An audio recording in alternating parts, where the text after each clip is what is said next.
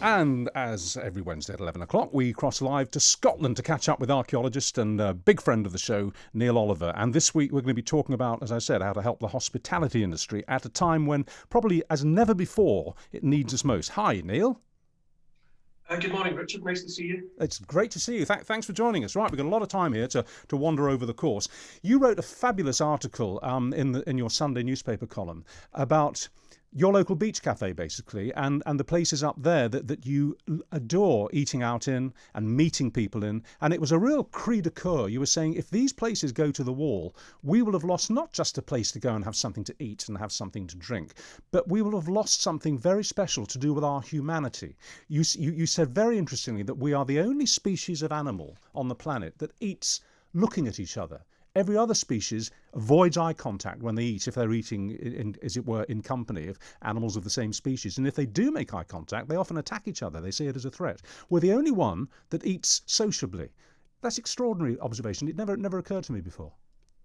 Yeah, I was taken out to lunch once years ago now by the late great A.E. Gill, Yeah. and it was amongst other things that he told me, this uniqueness about our sociability around food.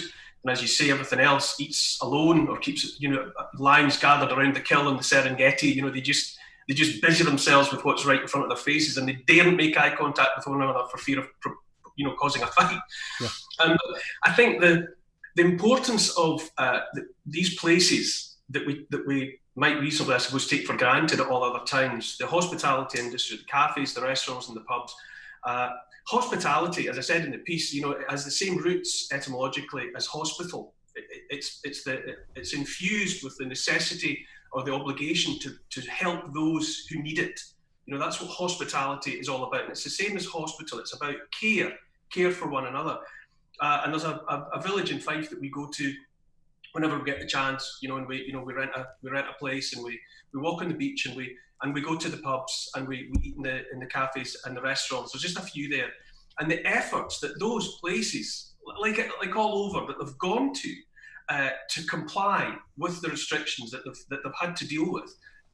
They could not have done more. Herculean effort, and they were all doing well. The food was still great, the hospitality was still great, and while we were there, we knew that here in Scotland that these new restrictions were going to come in, which were going to force these places to close again. And so many of them, when they're forced into this winter hibernation that's coming, a lot of them, like tortoises left, they will not waken up again when the winter is gone.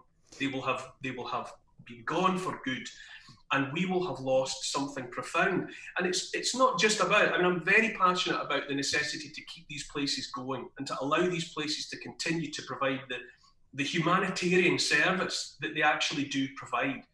But it's more than that. I think the policies of lockdown at the moment look increasingly like something intentionally to demoralize the people. A demoralized, fearful population is that bit more likely to be compliant with whatever it's told to do next. And I think there's something inexcusable about the application of tactics. Just this week, when someone somewhere must have thought that there was talk of herd immunity again. Yes. And suddenly there was this research announced saying, no, antibodies don't necessarily stay with you, and just because you've had COVID-19 once doesn't mean that you'll be protected from it in any meaningful way. And although there were plenty of other eminent scientists ready to come forward instantly and say, no, absence of antibodies is not absence of the body's immune system. You can't be as simplistic as that. Still, it felt like it was another avenue of escape that somebody somewhere had spotted, herd immunity, and they had to close that down again. I completely agree with you. I had an interview yesterday on the program with a very, very eminent virologist who was making the point explicitly, and it goes along with what you were saying. You were saying there are things called T cells, which are very important for our immune system. And he was saying that, okay, we may find that immunity, if you catch the virus naturally from another person, maybe it does only last 4 to 6 months. But there's a lot of informed speculation to say that as and when we get the vaccine, that would give you much longer protection. And there's also the argument to say that if you do catch the virus a second time, your symptoms will be considerably less than they were the first time. Now, none of these are guarantees, but these are eminent scientists, experts in the field, willing to speculate in a not a stupidly optimistic way, but with informed optimism. And I quite agree with you. They're drowned out or ignored. You just don't hear those counter arguments when a negative story on COVID drops. And I also agree with you when you talk about a deliberate policy for demoralizing us. And that's not because I'm a COVID conspiracy theorist, because I'm not. I don't believe that. But you just have to look, and I've said this twice or three times on this show this week already, you just have to look at the way the tiers these lockdown tiers are being described. And I'll repeat this. They don't start at low, go to medium, and then finish on high. They start at medium so they can then go to high and finish on very high. Now, if that isn't a deliberate attempt to manipulate our sense of fear and awe of this, I don't know what is. Lockdown hasn't worked. No. I can't put it any more simply. My interpretation is that based on what happened during the summer and in the aftermath, lockdown doesn't work.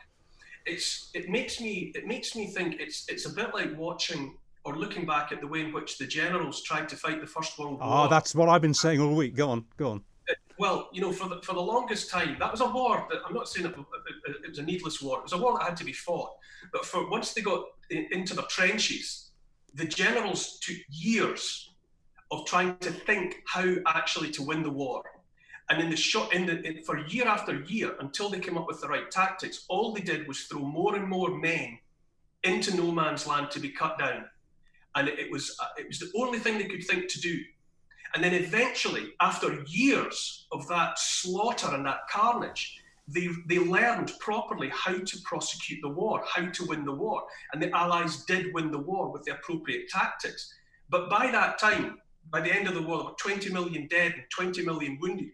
And the population of Europe had been so broken down in body and soul that it was then vulnerable to the flu epidemic that came in 1918, 1919 and killed a further 100 million people. But there was a callous disregard for individual human life that went on until the appropriate tactics were found. And this constantly banging away at the concept of lockdown is just attritional. It's not going to do anything except demoralize the people, destroy the economy, and result in the collateral damage of all the deaths that will result from not being treated: cancer, heart disease, depression, everything else. Heaven knows how many people are about to or have already taken their own lives on account of all of this. And simply on the altar of lockdown and COVID-19, lives are being sacrificed. And we know that lockdown doesn't work. And the whole thing is beginning to take on a bit of a religious feel. If I've been saying all along that, on the odd occasion where I do go into a shop, I keep away from shops really, but when I do go into a shop, I wear a mask. I've been doing it, and I almost feel like I don't know, it feels like a cowardly gesture in a sense, but I'm complying. But although I say at the same time that I don't think masks are actually necessary, that's a heresy. It's not enough to comply with the rules. It's required in a quasi-religious way to say, I believe this works. You have to be standing there and saying that the tactics that the government are using, you have to declare faith in them. And look what's coming down the line next. I mean, the vaccine, the fabled vaccine, that's going to be like the Eucharist. That's going to be like the communion wine. In order to demonstrate your faith, you're going to have to join the queue and take the blood of the Saviour, if you have hopes of eternal life. But more than anything else, it will be a political statement that you are lockstep with the true faith, the true religion. In the old days, there were schisms in the Christian church. They all thought they were Christians, but there was the right kind of Christian and the wrong kind. And the dominant party didn't negotiate or speak reasonably to the other side. They called them heretics and burnt them at the stake. Now, the science at the moment is the religion, but there's the good science and there's the bad science. And if you're aligned with the bad science, as it's been characterized by the majority of the media and by the government, then you're a heretic and you're not to be talked to, you're to be dismissed. And in a metaphorical sense, you're to be burnt at the stake. So the whole thing has become an article of faith. You have to say not only that you're complying with the rules, but that you believe in your heart like a good soldier, that what is being done is absolutely right, and I find it all sinister, if I'm being perfectly honest. I kind of agree with every syllable that you're saying here, and I particularly agree with the World War One analogy, which I myself made in my newspaper column a couple of weeks ago. And you're absolutely right. The analogy is exact, because as you say, back then it was over the top for.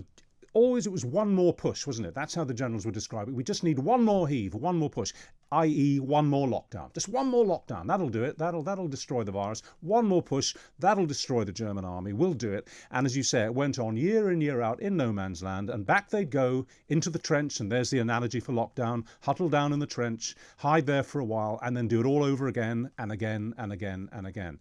And I find it extraordinary. And it's not just you and me and other broadcasters and writers who are talking like this and hopefully talking intelligently about this. I find it extraordinary that weight of discussion is having absolutely zero impact on the way that our government is responding. They're just not listening to informed discussion, whether it's from people like you and me, or whether it's from informed Nobel-winning, prize-winning scientists, that there is another way. And that certainly the way that we're walking at the moment is the wrong way. Why do you think they are so impervious to having an open discussion, as one of my earlier guests said in the National Health Service, what they will do in a long and complicated treatment of a patient or patients, they have what they call is a stop moment, and they stop. And they consult each other, and they're honest with each other, and they say, are we doing the right thing for this patient, or are we missing something? Are we going down the wrong track? Should we be doing something else? If so, what? And they have a proper grown-up discussion as professionals, and then sometimes they make a course correction. Why isn't our government doing that? I think they're frightened. Yeah. I think we were all frightened when the virus emerged. A lifetime ago now, it feels like, and it seemed appropriate to shut everything down for a little while, just until we could assess the situation. But they have plunged on, like those First World War generals. They have plunged on with the only tactic they can think of, and now they've left the economy as a smoking ruin. Livelihoods have been destroyed to the point where they won't recover. Inestimable damage, incalculable financial, emotional, and health damage has been caused all around the world on account of this tactic, and they're frightened to row back. And I keep on thinking of it as being like people that are trapped at the roulette wheel. They've already spent the next 10 years mortgage, but they think if they keep on betting on Red 22 that sooner or later it's going to come up and they're going to get the big win that they've been waiting for, and surely the odds will deliver. I think they're frightened. They're frightened of a section of the media that's very vocal, very voluble, and they're terrified and trying to appease that side of the media. I think they're frightened of people in the back room. They're frightened of the civil service. They're in awe of those scientists that they've decided to believe. But in short answer to your question, I don't think it's any more. I think the only necessary explanation is that they're frightened and they can't get themselves out of it. I read with alarm what Lord Sumption has been saying in the last day or so. A former Supreme Court judge, and he's saying basically that the people of Britain have not yet realised, not even begun to realise what's been done to them in terms of an erosion of civil liberties. There's headlines today about the police saying that they will enter houses and break up Christmas dinners if they get information that people have gathered together. It's like the beavers and the fox in the lodge in The Lion, the Witch, and the Wardrobe. The secret police are going to kick your doors in and come in if they think you're having Christmas dinner. Then, if I've always, like most people, I've had help from the police. I'm a great supporter of the police in Britain. Policing by consent. I've always had nothing but admiration for the police, broadly speaking.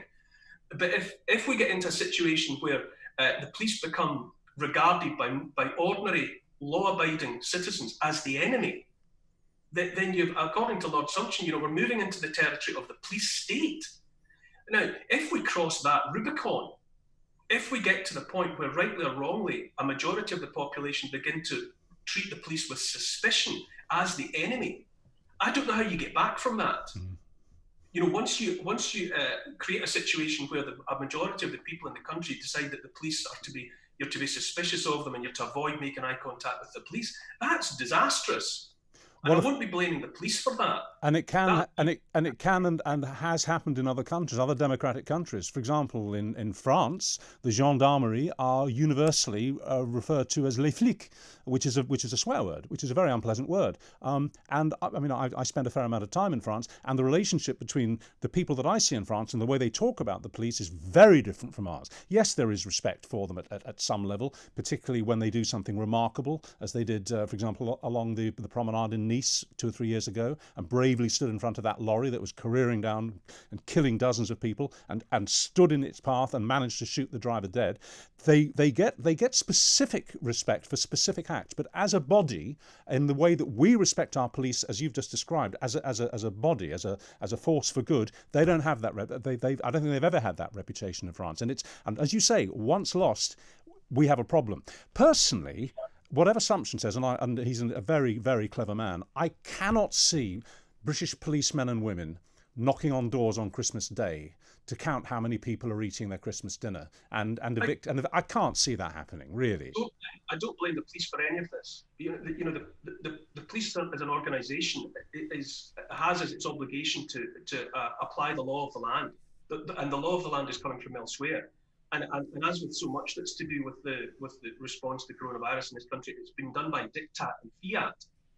I mean, there's individual politicians are now frightened by the fact that they're not being given the opportunity to discuss the way in which laws are just being written on the hoof, written on the fly, and not just trivial things, but things that fundamentally alter our civil liberties. And so it won't be the police that are to blame for this, but it's just yet another part of this armoury of fear. Why on earth any government in Britain would think that the application of fear was a good idea? Once you start taking steps down that road, it's a one-way road that ends up at only one destination. Fear will work for long enough, but eventually if fear doesn't seem to be realistic, then the only path left is coercion. And are people going to be coerced into submitting to these laws that are being written, but that are being written on the fly and handed down by diktat, by fiat?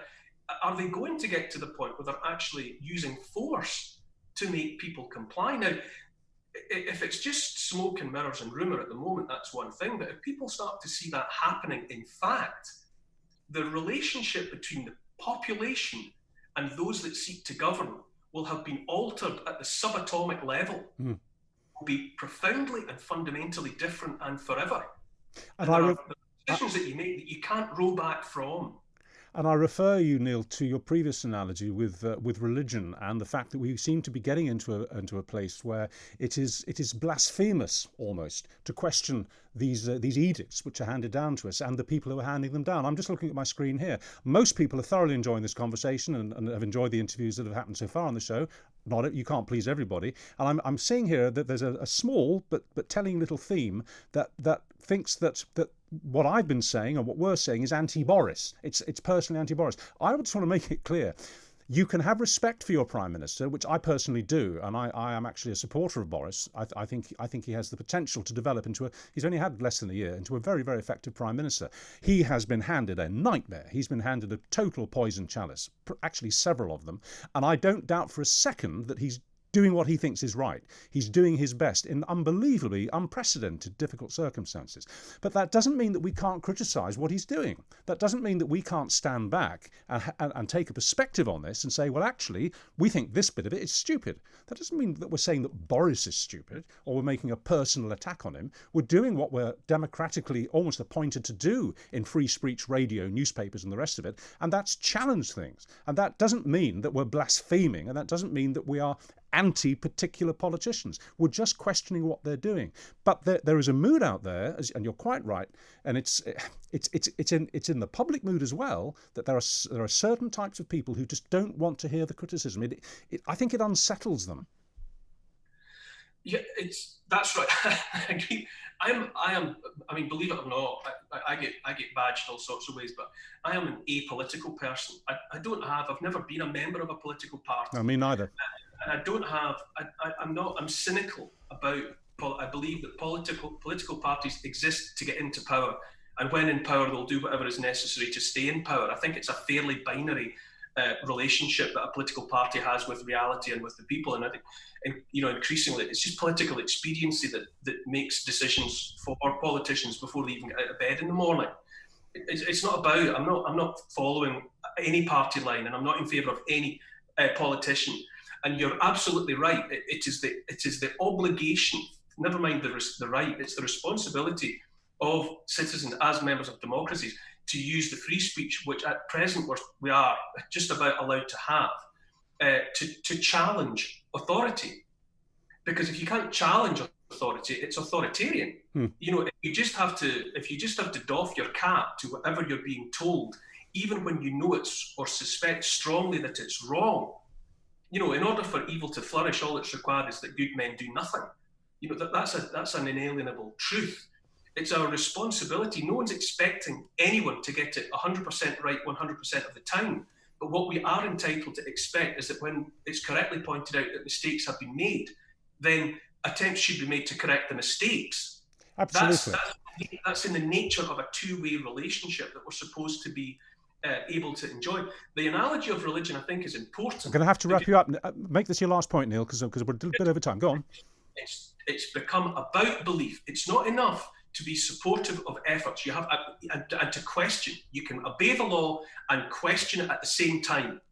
It's crucial that you're entitled to do that. You obey the law, but you're entitled to say, "But I think this is wrong, and I want it changed." Have to say something. Got a couple of people saying, what's Neil talking about, that we're in a police state? Of course, no, he didn't say that. He said he was worried that was the way we were drifting because of government policy. And he didn't blame the police and has full respect for the police. So he didn't say that we're living in a police state. He kind of said the opposite, said the police don't want to be doing some of the things that they may soon be forced to do. But that was a fascinating half hour, Neil. I really enjoyed that. And I can see why you come on every week and why the listeners love you, because you really set a few trees on fire there. That was good stuff. Thanks for your time.